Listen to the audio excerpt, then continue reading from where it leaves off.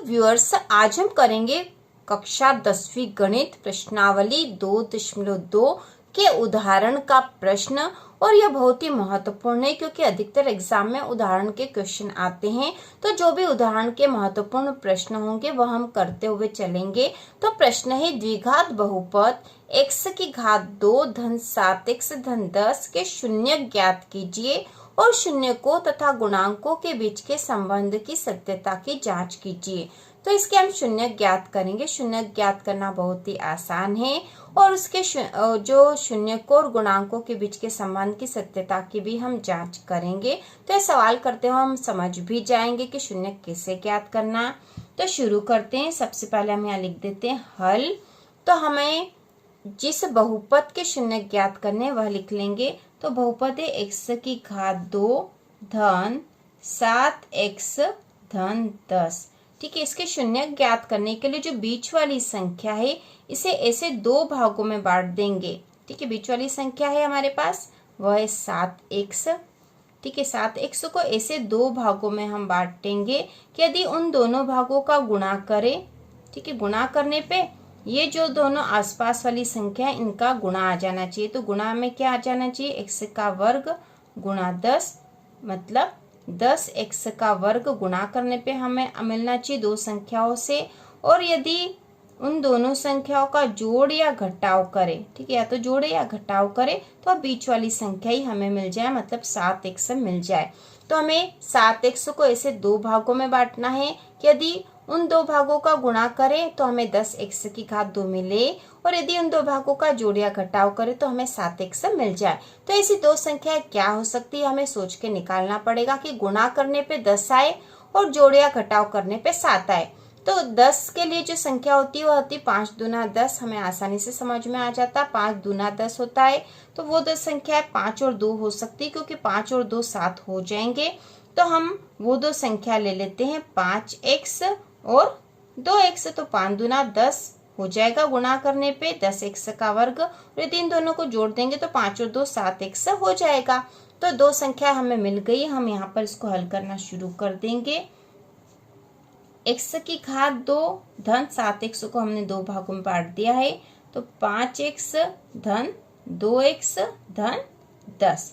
ठीक है, अब यहाँ पे जो आगे वाली दोनों संख्या है इसमें से x को कॉमन ले सकते हैं। तो x को कॉमन ले लिया हमने, तो बचा है x धन, यहाँ से x को कॉमन लिया तो यहाँ 5 बचा है। अब यहाँ पे 2x धन 10 बचे, तो इन दोनों में से क्या कॉमन ले सकते, तो यहाँ पे तो 2 है और ये 10 है, मतलब 2 पंजे 10 होता है। तो यहाँ से भी 2 को कॉमन ले सकते हैं। तो हम धन 2 को कॉमन ले लेंगे। तो यहाँ बचा है x धन 2 पंजे 10 होता है, तो यहाँ आ जाएगा 5। अब यहाँ पे ये x धन 2 एक पद हो जाएगा और x धन 5 एक पद हो जाएगा। तो हम लिख देते हैं बराबर, ठीक है, x धन 2, ये दोनों एक पद हो गया और ये जो दोनों है इनमें से कॉमन ले लेंगे x धन 5। तो इस प्रकार हमें दो पद मिल गए हैं। इन दोनों पदों से हम दो शून्यक निकाल लेंगे। तो यहाँ पे x धन 2 है तो x बराबर हो जाएगा ऋण का 2। ठीक है, एक शून्य की हो गया। यदि 2 को बराबर के उधर ले गए तो ऋण का 2 आ गया और x धन 5 है तो x बराबर हो जाएगा ऋण का 5। ठीक है, क्योंकि बराबर के उधर जाएगा तो ऋण का 5 हो जाएगा। तो ये हमें दो शून्यक मिल गए हैं। तो शून्यक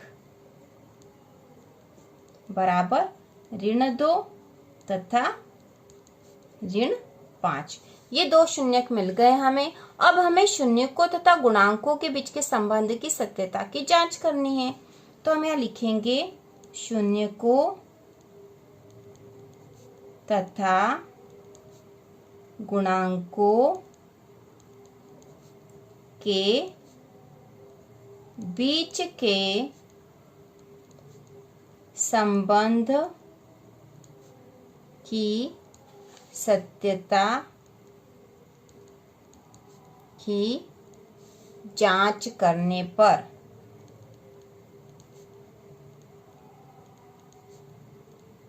ठीक है। अब हमें शून्यकों और गुणांकों के संबंध के बीच की सत्यता की जांच करने के पहले यह पता होना चाहिए कि ये जो हमारा बहुपद है इसमें a, b और c क्या होता है। तो a होता है x वर्ग के साथ जो गुणांक है वह a होता है, x के साथ जो गुणांक है वो b होता है और बाकी जो संख्या बची वह सी होती है।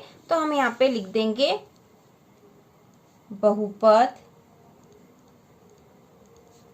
x की घात 2 धन 7x धन 10 में a बराबर, ठीक है, a x वर्ग के साथ जो गुणांक है वह a होता है, तो इसके साथ आगे कुछ नहीं लिखा, मतलब ये 1 है तो यहाँ 1 लिख देंगे। b बराबर, तो x के साथ जो गुणांक है वह b होता है, तो यहाँ पे 7 है तो हम 7 लिख देते हैं। और c बराबर, तो जो अचर पद बचता है वह c होता है, तो c बराबर 10 है।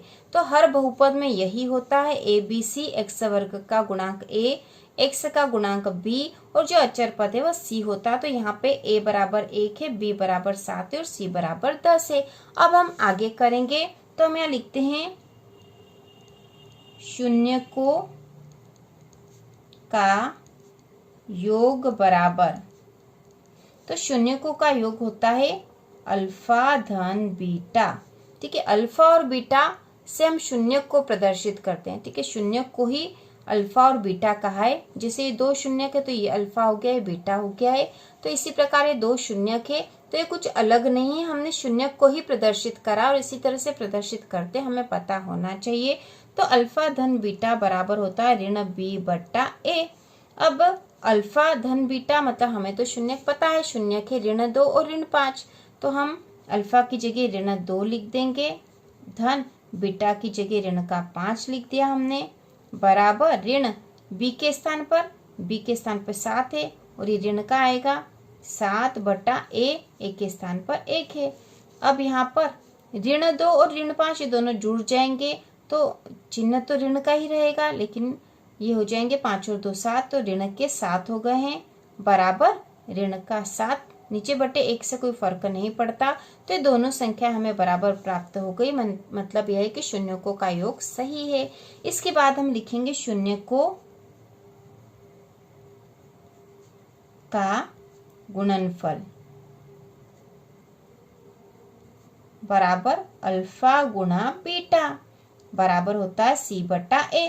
तो ये हमें पता है कि अल्फा और बीटा तो शून्यक है और c बटा a इसका सूत्र है यहाँ पर।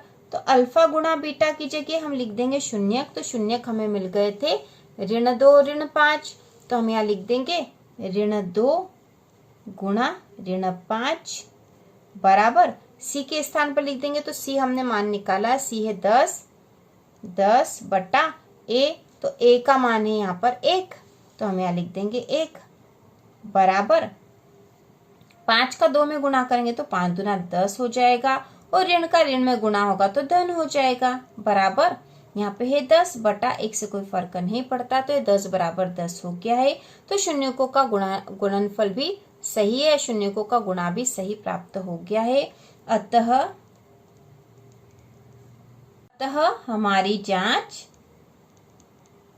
सही है, ठीक है। इस प्रकार से हमने सत्यता की जांच कर ली है, बहुत ही आसान है, बस एक बार समझ लेंगे तो हमको करना आ जाएगा। और इकाई 2.2 में इसी तरह के प्रश्न है, तो इसके बाद हम आगे के वीडियो में अगले प्रश्न करेंगे। तो इसी प्रकार के और वीडियो देखने के लिए चैनल को सब्सक्राइब कीजिए।